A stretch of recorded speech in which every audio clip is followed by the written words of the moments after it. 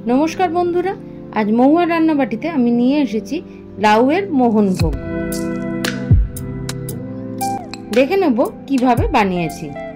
लाउएर मोहनभोग बानानोर जोन्नो प्रथमे लाउगुलोके आमी टुकरो टुकरो करे केटे निয়েছি, तारपरे एर खोसाटा छाड़िয়ে নিয়েছি। এবার একটা গ্রেটারের সাহায্যে এই পুরো লাউগুলো আমি গ্রেট করে নিয়েছি। আর এর থেকে যে জল বেরিয়েছে সেই জলটা আমি ছেঁকে আলাদা করে রেখে দিয়েছি।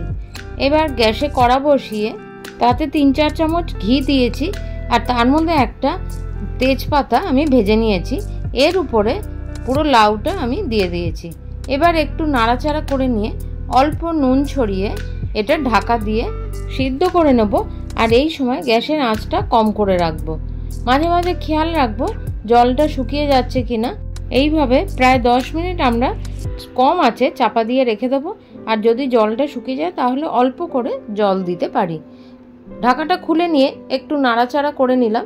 এখানে লাউটা সিদ্ধ হয়ে গেছে।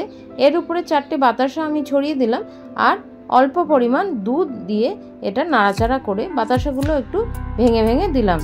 এবার 2টো ছোট এলাচ আমি ছড়িয়ে দিলাম আর পরিমাণ মতো চিনি এর সঙ্গে অ্যাড করলাম। একটু মিষ্টি মিষ্টি হবে এটা, যেহেতু মোহনভোগ। এবার নাড়াচাড়া করে নিয়ে যখন একটু শুকনো শুকনো মতো হবে, চিনিটাও গলে যাবে এর মধ্যে, তার উপরে কিছু কাজু কিশমিশ আমি ছড়িয়ে দিলাম। এটা ভালো করে নাড়াচাড়া করে শুকনো শুকনো মতো হয়ে যাবে।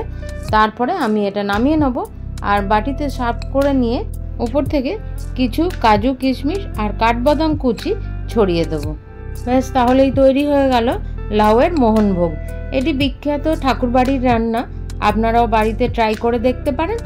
লাউ দিয়ে যে এমন একটি মিষ্টি তৈরি করা যায় সেটা আপনারা না খেয়ে দেখলে বুঝতেই পারবেন না। তাহলে আজ এই পর্যন্তই। ভিডিওটা কেমন লাগলো অবশ্যই কমেন্ট করে আমাকে জানাবেন।